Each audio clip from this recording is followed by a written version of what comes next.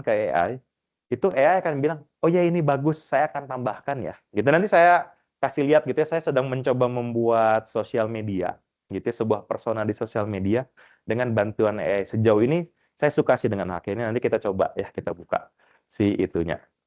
Oke, di sini peran aktif ya, pemahaman konseptual, argumentasi, kreativitas gitu ya. Ini adalah hal-hal yang membantu kita gitu ya. Diharapkan memang menjadi pemantik ya seperti yang tadi dibilang gitu ya. Jangan sampai karena ada penelitian yang memang mengatakan dengan seringnya menggunakan generatif AI, otaknya memang semakin tumpul gitu karena terbiasa ya seperti itu ya jalan pintas tadi ya gitu. Diharapkan kita tidak seperti itu dan mahasiswa-mahasiswa kita jangan sampai seperti itu gitu ya. IPK-nya tinggi tapi pas keluar kompetensinya nggak ada. Oke. Oke, nah di sini ya ada ketegangan juga ya tentang potensi AI, membawa proses belajar dan resiko penyalahgunaannya, gitu ya. Yang paling kencang mungkin waktu karena AI mungkin pas keluarnya itu gambar ya, membuat gambar generatif sebuah picture ya. Itu yang salah satu yang pernah saya lihat itu pornografi gitu ya, artis-artis waktu itu sempat ada kasus beberapa member JKT48 gitu ya, ada yang di AI yang apa si pakaian-pakaiannya itu minim bahkan tidak ada gitu. Itu cukup meresahkan juga gitu ya, karena kan memang mengambil data-datanya dari mana saja. Itu ini penyalahgunaannya gitu ya, yang mungkin memang harus kita coba buat aware gitu ya, mungkin bahasanya ya, agar teman-teman dan kita sendiri gitu ya tidak tergoda gitu ya untuk mengambil jalan pintas tersebut. Boleh dilanjut? Oke, nah di sini filosofi active learning-nya gitu ya, sempat nyari-nyari semalam gitu ya. Pertama ini prinsip pembelajaran aktif ya. Tadi yang seperti saya bilang bahwa kita perlahan berpindah dari teacher centric menjadi student centric gitu ya. Jadi kita mungkin mungkin bosen ya, kakak-kakak selalu bilang ya, mahasiswanya harus aktif gitu ya, dengan OBE dengan segala macamnya kita harus mengajak mahasiswa aktif. Tapi di satu sisi lain saya melihat sebuah tren gitu ya, hampir semua mata kuliah jadi project based gitu, tapi nggak gitu juga gitu, karena nggak semua mata kuliah saya rasa bisa jadi project based juga gitu ya. Harus ada yang bertumpu pada kognitif ketimbang mungkin project based, case based atau praktik-praktik yang lainnya. Kedua, di sini pemanfaatan teknologi AI secara smart ya, berarti penggunaan yang strategis tak arah bertujuan mencapai luaran gitu. Jadi kita tentu outcome-nya pada luaran ya. Luarannya itu yang kita inginkan adalah teman sparring gitu ya, teman untuk berbicara. Baik mahasiswa ataupun akang teteh di sini gitu ya. Kerangka smart learning yang berfungsi menjadi jembatan metodologis yang dirancang untuk mengaktifasi dualitas potensi dan risiko AI. Itu memastikan bahwa mahasiswa tetap menjadi agen utama untuk berpikir.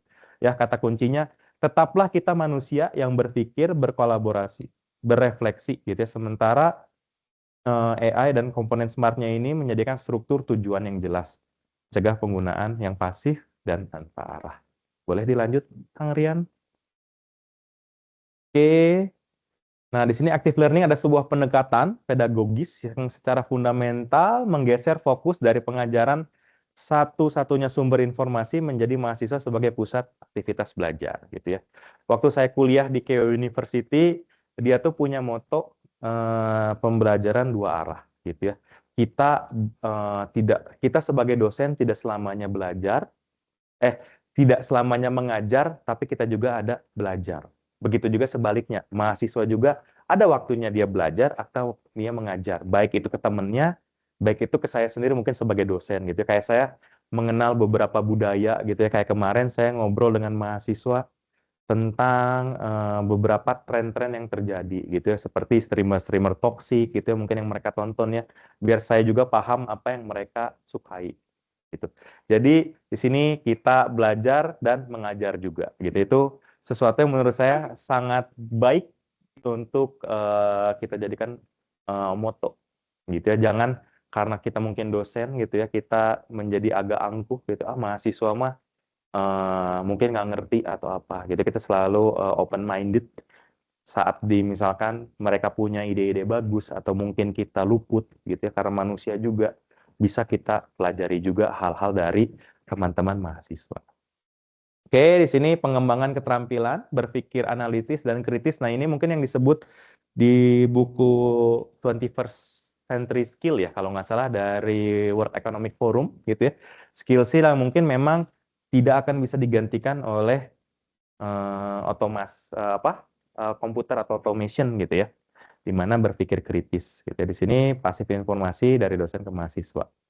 Secara teoritis, pendekatan ini berakar pada teori belajar seperti konstruktivism, gitu, experimental learning, dan menyatakan bahwa individu membangun pengetahuan sendiri secara aktif melalui pengalaman, interaksi, dan refleksi. Ya. Jadi tidak dari membaca, tidak sekedar kognitif saja. Gitu. Makanya memang kita kan ada yang namanya case-based learning, challenge-based learning, gitu. Itu memang untuk memotivasi mereka belajar untuk sendiri, mencari pengetahuannya itu sendiri. Gitu. Kita ngasih misalkan 40% dari pengetahuan, gitu. Nanti mereka menggali sendiri, cara sendirinya dalam bentuk kasus. Gitu. Jadi mereka mempelajari seiring mereka diberi kasus. Oke? Metode seperti diskusi kelompok kecil ya, problem based learning, studi kasus, role playing, debat aktif secara langsung melatih kompetensi inti ini yang dibutuhkan gitu ya. Kalau saya sendiri mungkin paling senang ya studi kasus ya, problem based atau role playing gitu ya. Paling sering kalau di ikom mungkin jatuhnya role playing gitu ya. Jadi satu kelompok mahasiswa bertindak sebagai klien, satu kelompok mahasiswa lagi sebagai eksekutornya. Gitu misalkan klien pengen dibuatkan video dengan spek ABCD.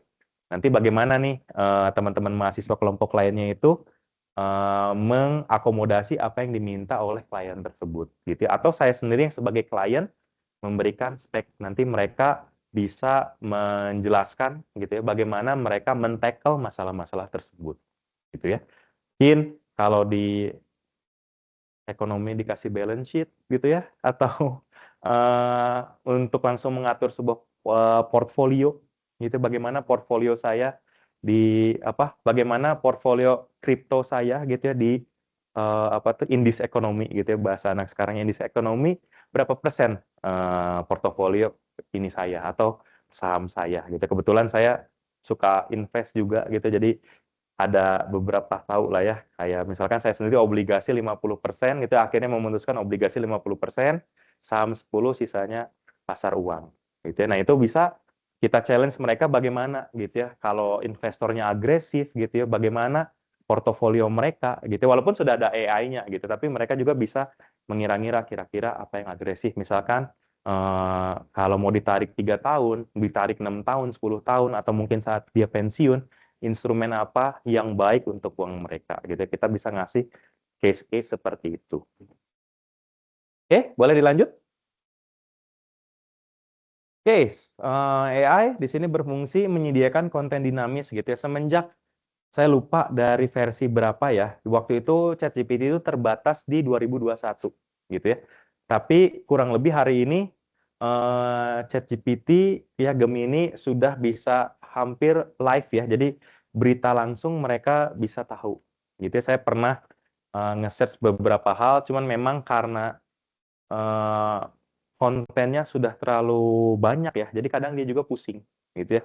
Saya walaupun sudah cukup tua gitu mungkin ya, dibanding teman-teman gitu, saya masih main sebuah game anak-anak yang namanya Beyblade gitu ya, main gasing. Saya iseng nanya ke ChatGPT, ChatGPT, saya ingin membuat sebuah deck gitu, sebutannya deck. Apa saja yang saya butuhkan untuk ini. Ternyata dia masih mengambil dari Beyblade generasi lalu gitu ya. Karena kembali saya katakan dia adalah probabilitas ya. Mungkin karena data dari Beyblade generasi lalunya itu udah banyak gitu ya. Beyblade yang generasi ininya sudah kurang. Atau mungkin prompting saya kurang. Biasanya kalau mau dalam 1 tahun terakhir atau mungkin dari 2024 itu seperti apa gitu ya, kita memberi batasan. Kalau nggak ngasih batasan, dia langsung bisa ngasih ke belakang atau mungkin salah. Kadang kita harus membenarkan juga ChatGPT ini. Ya, memfasilitasi pembelajaran dialogis ya, AI dapat berperan sebagai sparring partner ya, intelektual yang tidak menghakimi. Kadang mungkin kita kalau punya teman gitu ya ngejek ya kalau kita mungkin salah atau gimana. Saya ingat banget saya mengucapkan salah satu istilah hukum, gitu ya, karena saya bukan orang hukum. Cuman waktu itu nulis, gitu ya, jadi harusnya WAN, gitu ya, one prestasi, saya tulisnya one, ONE, gitu ya, one dalam bahasa Inggris, gitu ya. Saya diketawain, gitu ya. Salah, harusnya nulis one prestasi itu adalah WAN, gitu ya. One prestasi itu adalah salah satu pihak tidak mengerjakan kewajibannya, gitu ya. Saya itu diketawain gitu. Padahal saya berusaha gitu ya mengimbangi dia yang anak keluaran SH gitu, sarjana hukum. Gitu. Nah, kalau di sini karena dia mesin ya tidak ngejudge gitu ya, alhamdulillahnya. Ini tipe ya, personalisasi skala besar. AI mampu memberikan umpan balik awal ya dan menyarankan sumber belajar tambahan. Kalau kita pakai deep research kemarin ya, saya udah beberapa kali nyoba.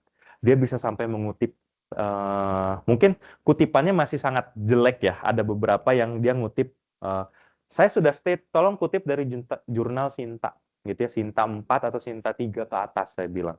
Tapi dia masih mengutip misalkan skripsi dari UNES, skripsi dari kita sendiri, dia masih mungkin belum bisa membedakan gitu ya apa itu Sinta gitu ya, atau mungkin di jurnalnya nggak di state atau mungkin ada yang kemasukin kata-kata Sinta ya, jadi AI-nya bingung gitu. Tapi masih kayak tembus beberapa kutipan-kutipan mereka yang masih mengutip dari jurnal. Saya ingat banget kemarin lagi nyari makna kecantikan gitu ya, AI-nya tuh ngasih tunjuk ini loh membahas kecantikan di akun cantik ya.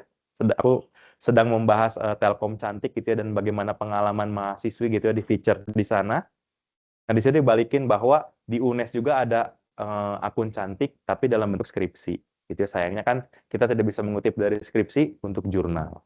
Jadi waktu itu ini AI-nya masih bingung kayaknya dengan apa yang saya minta. Waktu itu saya kadang ngelis, tolong carikan saya 5 jurnal Sinta 4, Sinta 3, Sinta 2 gitu ya untuk mencari materi-materi tersebut. Gitu ya. Tapi di sini sumber-sumber belajarnya kurang lebih sudah cukup bagus gitu. Cuman memang kalau citasi masih yang bentukannya open access ya. Terutama mereka masih sering mengambil dari research kit gitu. Jadi saya harus nge-track sendiri artikel aslinya itu dari mana. Gitu. Untungnya research kit itu ngasih doi ya. Jadi saya klik doinya, oh saya baca nanti habis itu jurnalnya ternyata ada yang lumayan, ada yang tidak. Tapi beberapa mereka masih punya tendensi untuk mengutip dari research kit yang sebenarnya itu kan bukan jurnal ya, bahwa itu cuma katalog atau database ya research kit itu. Boleh dilanjut? Oke, kerangka kerja smart ya tadi mungkin ini aku nyari-nyari di internet yang spesifik. Jadi kita menjelaskan apa kegunaannya. Nanti aku coba kasih tahu prompt yang aku buat gitu. Biasanya spesifik, biasanya AI-nya itu disuruh role play dulu. Kamu adalah seorang dosen ilmu komunikasi, bahkan saya nyebut jabatan akademisnya seorang JAD lektor gitu ya, dengan fokus misalkan TV, film, dan media. Jadi dia sudah dapat gambaran bahwa oh ya saya adalah seorang dosen ilmu komunikasi yang fokus pada TV, film, dan media gitu. Biar nggak kemana-mana. Karena kalau di komunikasi memang kita cukup cukup ngeblur gitu ya antara konsentrasi gitu ya. Bahkan ini bisa disebut media, ini bisa disebut markom gitu ya, marketing communication gitu. Sangat-sangat baik kita spesifik. Measurable mendorong mahasiswa untuk mendefinisikan kriteria keberhasilan, gitu ya. Apa yang ingin dibuat? Biasanya kita state, habis itu kita bikin paragraf kedua, apa yang ingin kita buat? Saya ingin membuat laporan, gitu ya, laporan singkat, 5 halaman, 8 halaman ya.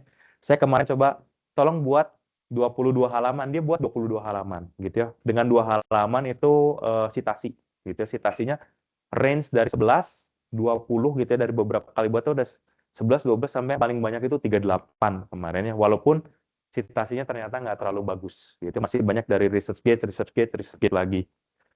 Oke, achievable tentu ya dapat dicapai gitu. Tujuannya logis gitu ya. Kalau dengan resource yang dipunya, dengan tujuan yang dipunya itu kan harus coexist ya, berjalan. Relevan memastikan penggunaan AI selaras dengan tujuannya gitu ya. Time bound memberikan struktur batasan waktu. Nah, ini Misalkan, tolong carikan saya 10 jurnal 5 tahun terakhir, gitu ya. Biar data kita itu sesuai dengan apa yang kita harapkan. Saya juga waktu itu, kamu boleh mencari jurnal yang lebih tua daripada itu, tapi hanya untuk konsep-konsep payung atau konsep-konsep yang besar, gitu. Jadi, tapi nanti tambahkan juga dengan penggunaan-penggunaan modern di jurnal-jurnal yang lebih baru, gitu. Alhamdulillah dia ngerti gitu. Cuman kadang ada beberapa dia mengutip misalkan teori perbandingan sosial itu dari jurnal lain. Padahal si ini itu Leon ya, Leon Festinger kalau nggak salah.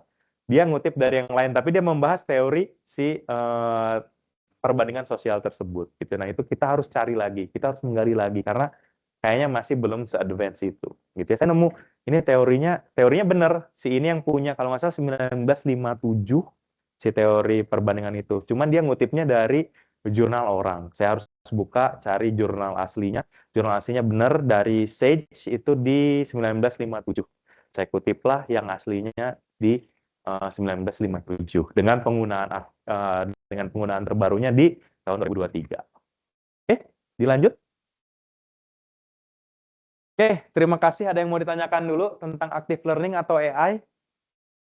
Sebelum kita pindah ke materi berikutnya. Kalau materi berikutnya, boleh Kang. Mm-mm.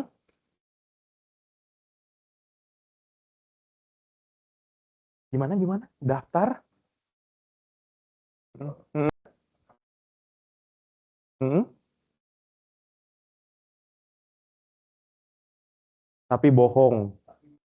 Oh, tidak ada. Betul. Mm-mm. Betul. Jadi artinya dalam hal ini betul ChatGPT itu bukanlah akhir, tetapi Betul. itu hanya membantu saja. Ya, terutama itu yang tadi referensi itu. Saya Referensi betul itu. pengalaman, oh ternyata tidak ada itu di dunia nyatanya, cuma karangan dia. Tapi saya tidak tahu dari mana dia itu. Ya dalam hal ini pinternya agak keblinger kelihatannya itu. Ya, Betul. Betul. Nah, kasus ini terjadi ke teman saya. Kemarin dia coba ngebuat latar belakang gitu ya, mencari latar belakang gitu ya, karena biasa lah ya deadline sudah dekat gitu ya, tolong dibuatkan sitasi gitu. Saat dikasih ke saya untuk double check karena saya mau nulis jurnalnya, kasih cari, oh ini nggak ada ini nggak ada, ternyata hilang gitu ya. Mungkin kalau untuk research mendalam ChatGPT atau apa tuh Gemini, at least saya pakai Gemini ya, itu kita pakai fitur deep research Pak. Deep research itu uh, dia bisa nge-link sampai doi-nya atau sampai websitenya. Tapi bohong. Oh. Nah, kalau saya kemarin aman, saya kayak dapat 5 itu benar di link. Cuman saya belum double check apakah tulisan yang dia copy itu benar nggak citasinya gitu. Jadi dia kayak ngebuat satu parafrase, apakah benar nggak ngambil dari jurnal tersebut, itu belum saya cek. Tapi pas saya pakai yang advance 2.5 Pro itu, pakai deep research, itu keluar ini. Cuman waktu itu memang GPT yang lama, mungkin GPT yang tidak Pro, suka membuat kutipan-kutipan abal-abal.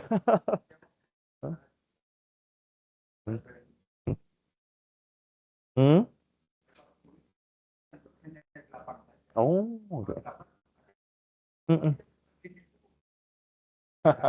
Betul ya, berarti kita setuju ya. Itu hanya membantu saja, tapi kadang membantunya malah susah ya, kita harus cek 40. Ya. Aku double check ya pernah, jadi aku bilang, bro, kok ini nggak ada jurnalnya? Bener nggak lu baca jurnalnya? Nggak tahu itu dari GPT.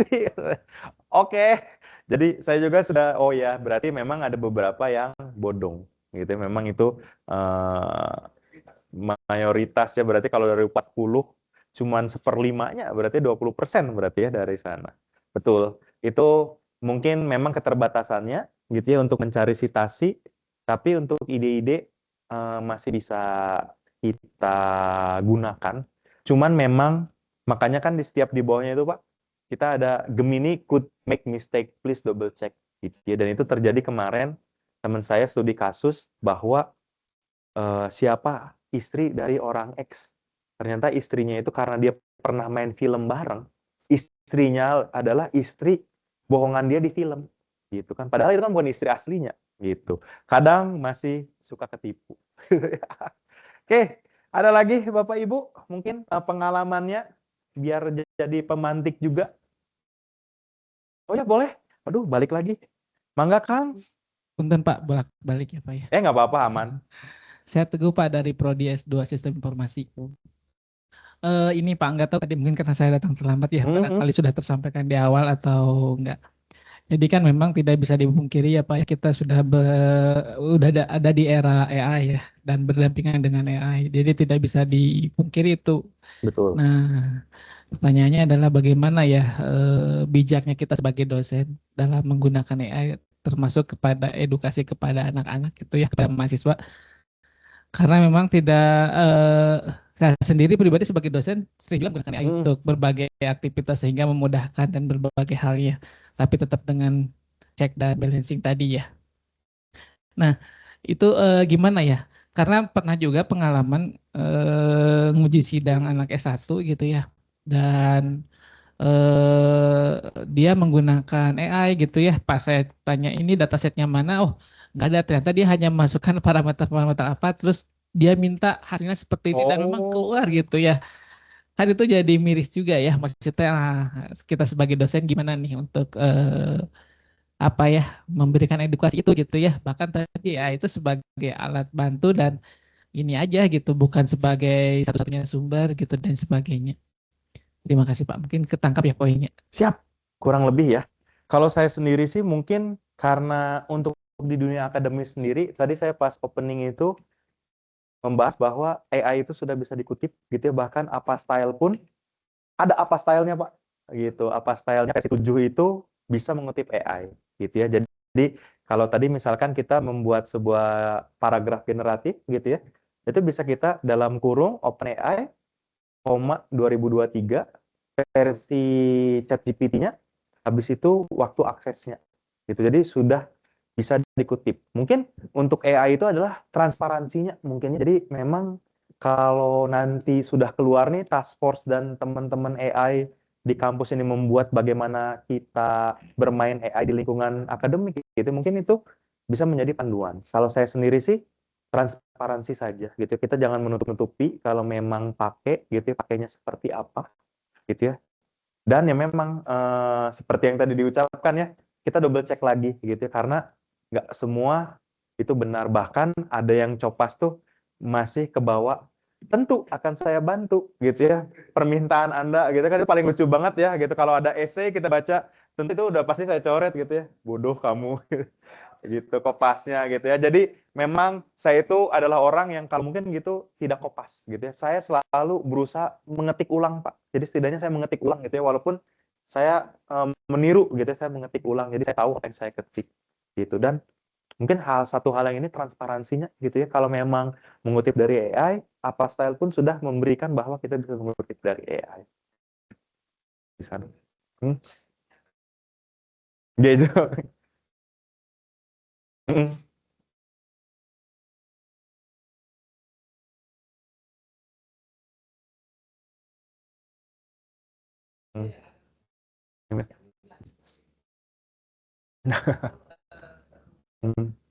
Iya, double check ya.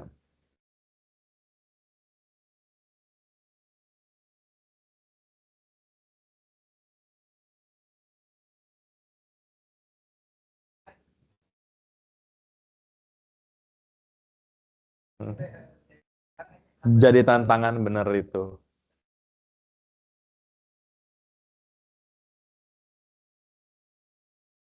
Kemarin saya ngobrol dengan kabagnya OpenLib.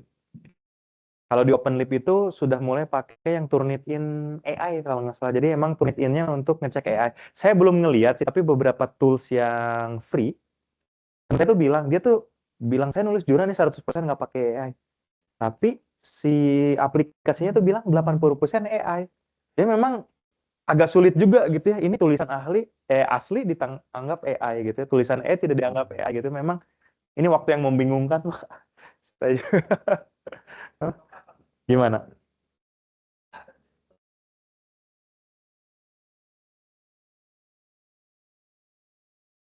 Mhm mhm. Kayaknya belum ya, karena open lib itu mungkin untuk menjaga koleksi-koleksi mereka ya.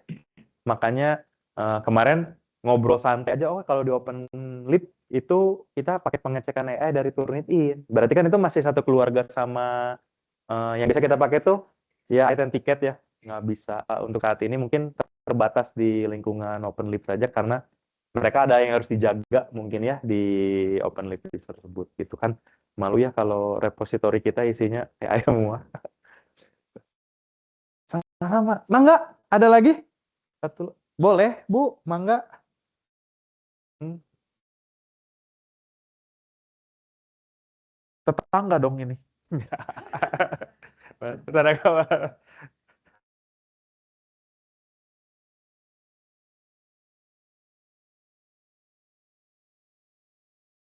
Mhm.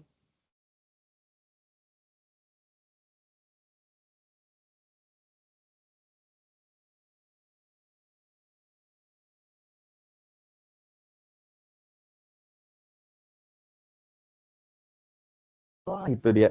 Mhm. Mhm. Mhm. Mhm. Padahal itu yang penting ya. Mhm. Mhm. AI.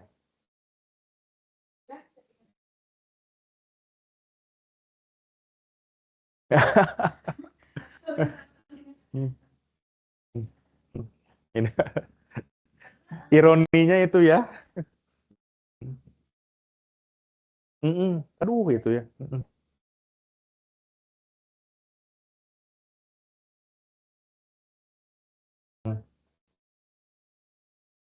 Mhm. Mhm, itu ya yang kita bahas nih. Mhm.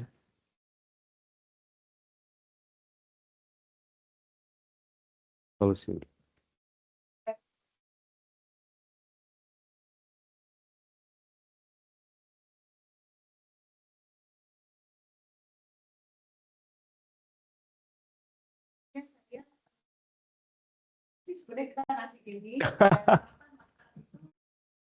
Mhm.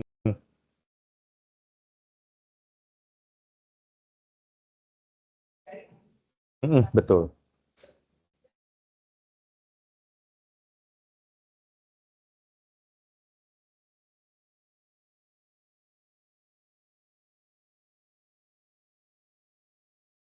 Mhm. Bebas. Mhm. Mhm. Mhm. Hotnya ya. Mhm.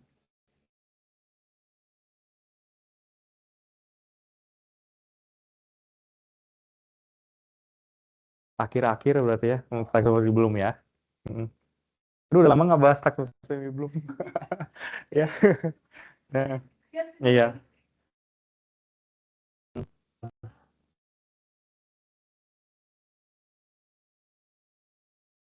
Ya, betul.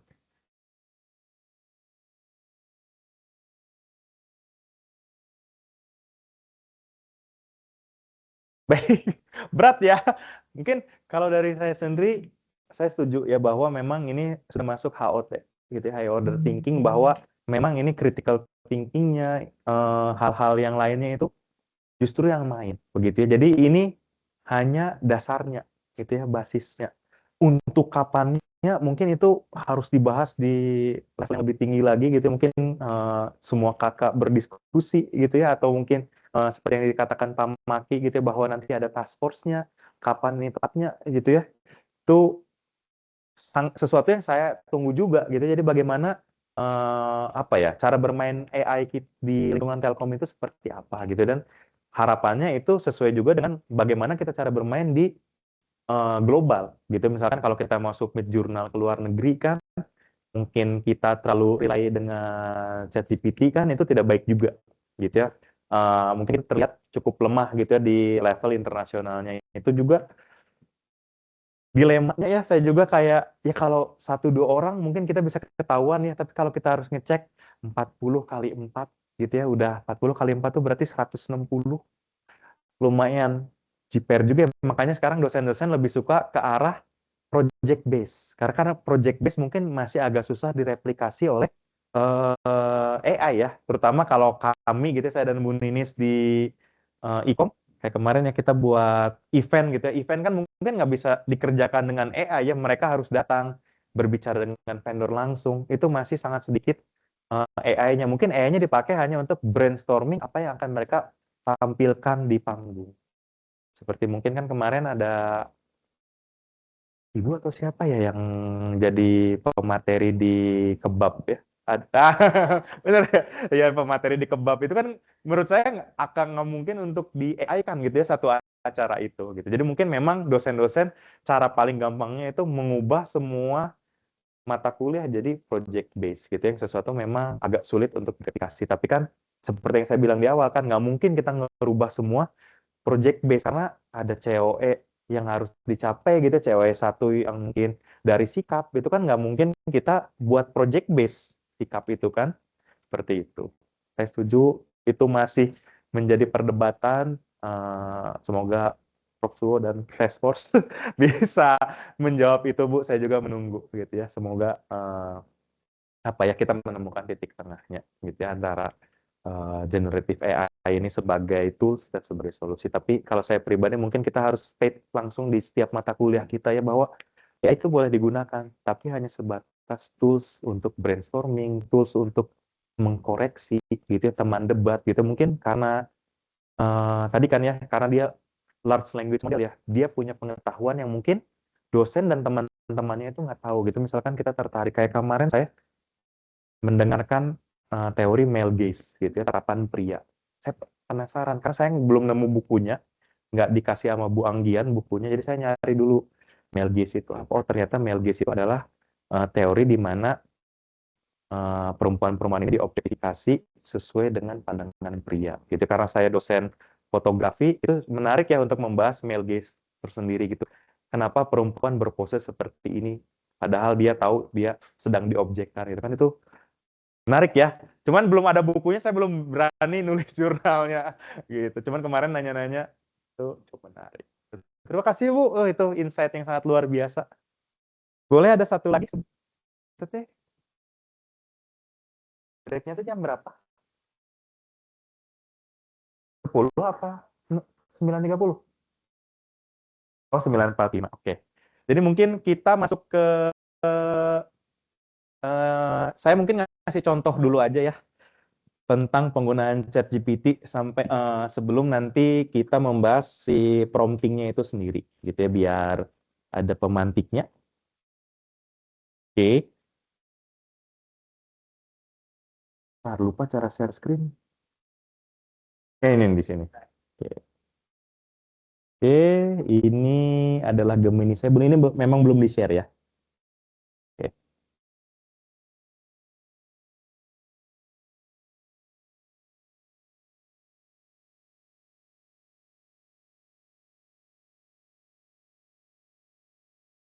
Karena ini sudah berhari-hari dan berbulan-bulan matang banget.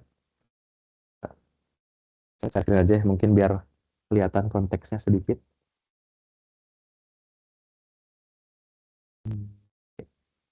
Nah ini adalah Gemini saya. Ini saya lagi coba ke atas dulu. Itu ini prompt pertama. Ini sebenarnya promptnya masih jelek ya. Ini prompt males lah kita sebutnya ya.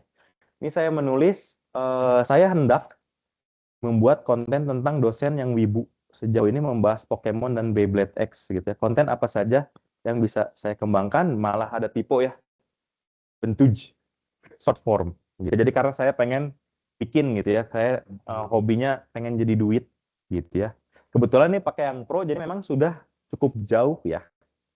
Jadi dia menganalisa secara akademis ala dosen, gitu ya, membuat ini pilarnya. Cuman habis itu saya tambahkan lagi karena saya merasa kurang gitu. Jadi mungkin ChatGPT itu atau Gemini itu jangan sekali prompt dua kali prompt gitu. Dan itu yang kita lihat di teman-teman mahasiswa itu ya, sekali prompt jadi copas gitu ya. Mana copasnya lupa dihapus gitu ya. Tolong bantu saya gitu ya. Ini kan kayak ini ya. Ini sejauh lebih spesifik dari potensi lebih besar lagi gitu. Itu masih ke bawah. gitu ya. Sebagai dosen ilmu komunikasi fokus pada pop culture dan fandom gitu ya. Saya nambahin gitu ya. Saya dosen ilmu komunikasi fokus pada pop culture dan fandom. Dia menambahkan lagi gitu ya. Oke, berarti karena tadi udah masuk ya pop culture dan ilmu komunikasi dan fandom, keluar langsung dia bedah semiotika kartu Pokemon. Gitu keluar dia memikirkan sendiri. Nah, ini hal-hal yang mungkin bisa menjadi pemantik gitu ya kan, karena pada akhirnya kita ngeksekusi videonya ya, hubungan parasosial dengan fandom gitu. Ini sesuatu yang pengen saya kerjain gitu ya, jadi kayak cosplayer bagaimana mereka memperlakukan fansnya. Oke, studi kasus ini juga mungkin kalau dari medianya kita bisa membahas transmedia storytelling gitu. Ini mata kuliah yang kebetulan ada di IKOM juga gitu ya, dan dia bisa menambahkan. Terus budaya partisipatif, unboxing. Terus saya nambah-nambah lagi beberapa hal. Apa yang bisa saya tampilkan dari keseharian dosen yang cenderung kepada yapping gitu ya. Jadi saya nambahin juga nih, oke, kamu sudah bagus nih memberikan ide-ide tentang apa tuh? Ide-ide tentang pop culture-nya.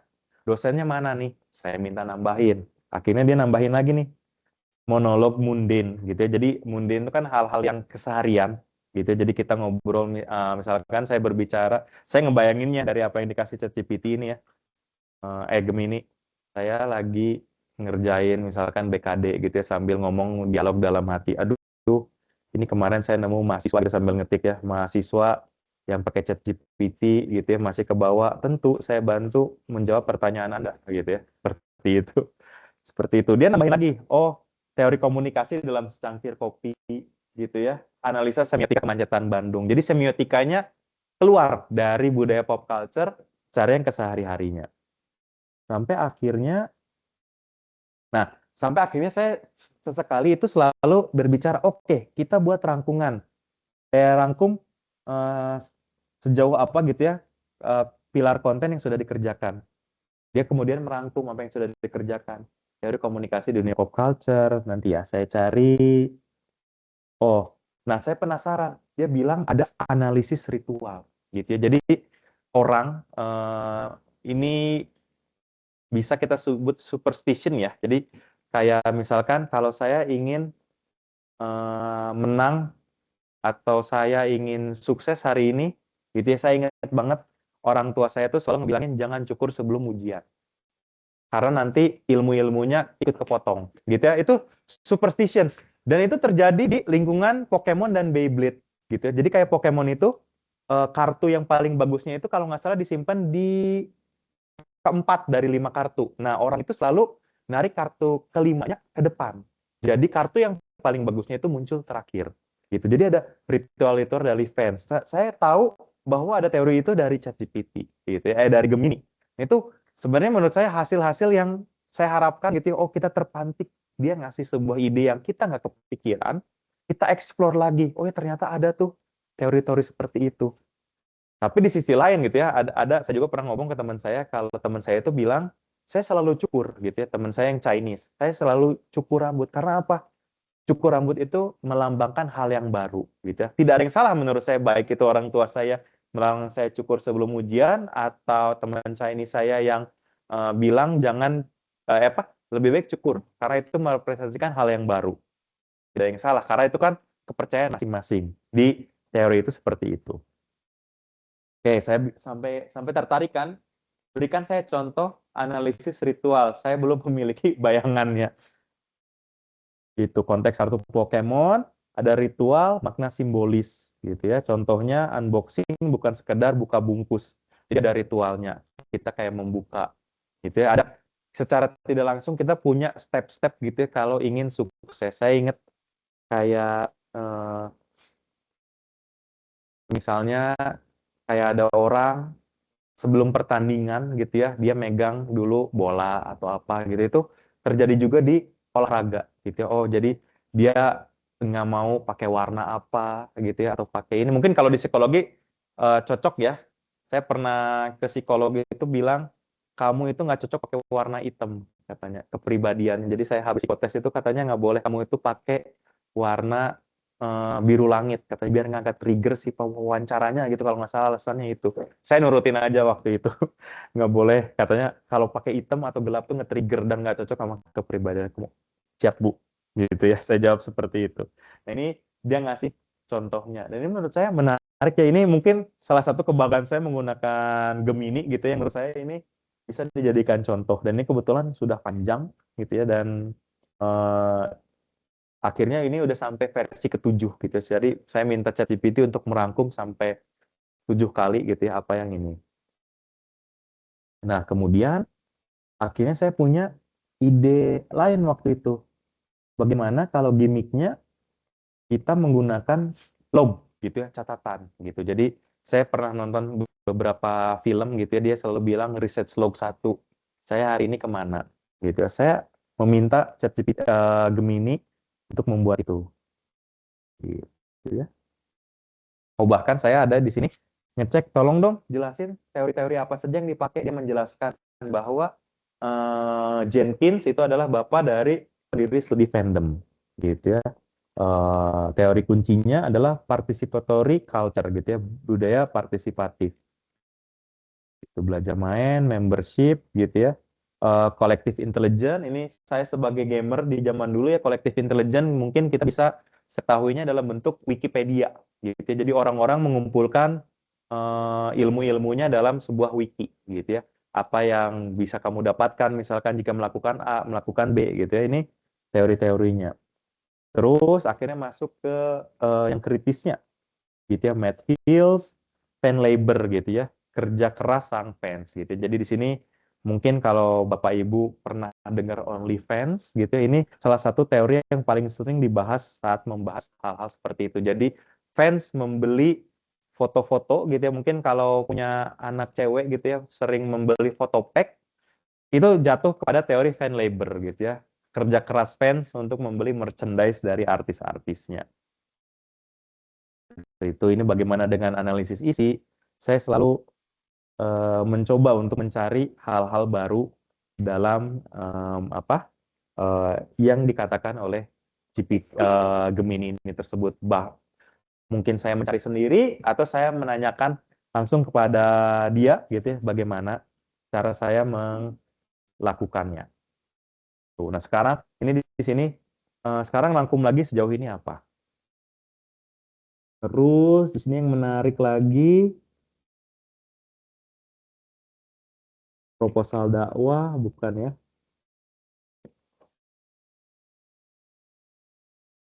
Hmm,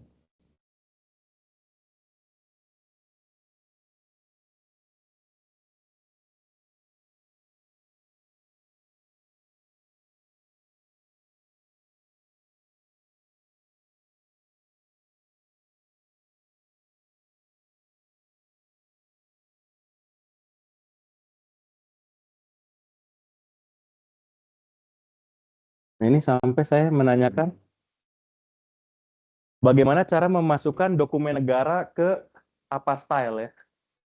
Saya sempat nanya nih di sini, bagaimana saya mengutip menggunakan Apastyle sebuah peraturan menteri dan undang-undang dasar. Di sini jelasin, oh di sini bahwa nama undang-undangnya apa gitu ya. Nomor tahun, sumber publikasi, nomor halaman, pasal, dan link URL-nya. Tapi pada akhirnya ini sekitar 80% benar, karena ada beberapa hal yang tidak ada di Mendeley dan ada di sini gitu. Jadi hal yang mungkin tadi kita bahas itu goib ya. Goib di sini seolah-olah ada gitu, tapi di ChatGPT di aslinya itu nggak ada. Saya ingat juga pernah menanyakan bagaimana saya memasukkan Excel, sebuah rumus Excel ke saya ingin membuat waktu itu kalau nggak salah if gitu ya. Jika ini keluar, tolong hitung ini berapa banyak kali keluar gitu ya. Saya waktu itu nanyain itu. Ternyata salah, si Gemini itu salah menuliskan satu simbol gitu ya. Jadi ininya tuh error, akhirnya saya buka manual dari si Microsoft Word-nya gitu. Jadi memang kita bisa setuju ya kalau hasil-hasil ChatGPT ini masih belum 100% akurat gitu, dan itu tugas kita sebagai akademisi gitu ya, dan nanti membimbing mahasiswa agar tidak terjebak gitu ya Saya suka tadi bahasanya sebagai tool bukan solusi gitu, bukan end game-nya gitu, bukan hasil akhirnya. Tapi ini adalah tools untuk misalkan mencari jurnal. Kalau saya tadi ada menggunakan untuk coding mencari tema gitu, itu bisa mencari tema. Saya ngasih transkrip keluar 4 tema gitu ya, bahwa perempuan ini pertama minder gitu ya, akhirnya dia coping setelah di feature di Telkom Cantik, dia coping gitu ya, ininya. Pokoknya ada 4 tema aja yang ditemukan di sana, itu cukup menarik gitu. Dan saya baca, oh ya bener ya, pertama anak-anak itu informan saya itu kaget gitu. Jadi hampir semua kata-katanya itu saya kaget, nggak nyangka gitu, sampai akhirnya dia ada yang cuek gitu, bagaimana sikapnya gitu di tengah-tengah sikap saat sudah dipilihnya, oh ya saya cuek. Habis itu ada sebuah metode copingnya dengan penambahan chat yang dari orang-orang asing, privasinya yang terbuka gitu. Ternyata dia coping bahwa ya saya tidak membalas mungkin chat-chat yang menjurus atau apa. Itu ternyata, oh ya tema ChatGPT itu bisa mengelompokkan tema ya gitu. Kalau dia bermain dengan kata-kata, apalagi kita yang memberikan materinya gitu ya, tidak dari internet, itu ChatGPT atau Gemini itu bisa lebih bagus gitu. Kita bisa ngasih file gitu ya, kayak transkrip wawancara tadi, itu bisa langsung dicari dalam waktu singkat, dan kita bisa cross check dengan apa yang sudah diinikan dengan GPT. Lumayan memotong waktu gitu. Kita bisa langsung mengeluarkan, oh ya di sini ada 4 tema, atau mungkin kita nggak setuju dengan tema terakhir karena terlalu absurd, kita bisa oke, ini ada 3 tema nih, dan saya setuju dengan apa yang dikatakan ChatGPT. Tema ini memang muncul dari 5 informan yang waktu itu terlibat di Telkom Cantik. Gitu. Mungkin saya akhiri dulu untuk kesempatan kali ini, sebelum kita lanjut nanti dengan mungkin saya punya template prompting gitu ya, nanti saya bagikan, nanti kita coba nge-prompt beberapa hal yang mungkin Bapak Ibu bisa siapkan RPS atau PPT gitu ya, biar nanti ChatGPT bisa apa tuh, untuk membedah gitu ya si PPT atau RPS ya. Dari saya cukup dulu, nggak ada MC ya. Oh ini, oh boleh. Saya kembalikan ke TTMC. Punten. Terima kasih banyak Pak Adrio. Berhubung sekarang sudah pukul 9.45, kita coffee break dulu. Tapi sebelum kita coffee break, kita foto bersama terlebih dahulu ya Bapak Ibu. Boleh Bapak Ibu dipersilahkan untuk ke depan dulu. Kita berbaris.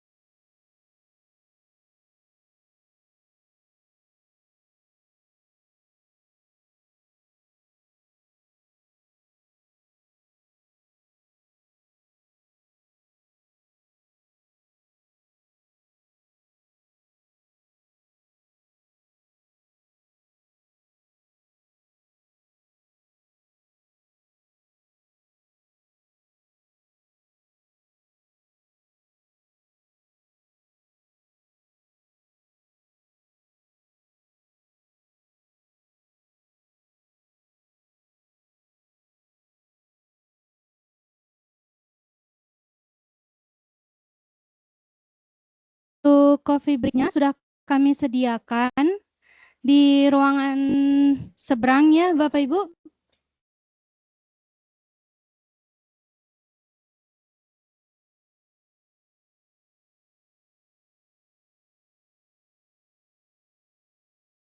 Mangga Bapak, Ibu mau coffee break-nya di ruangan seberang ini. Bagi Bapak Ibu yang online, untuk coffee break bisa rehat sejenak. Kita akan kembali lagi di pukul 10. Terima kasih.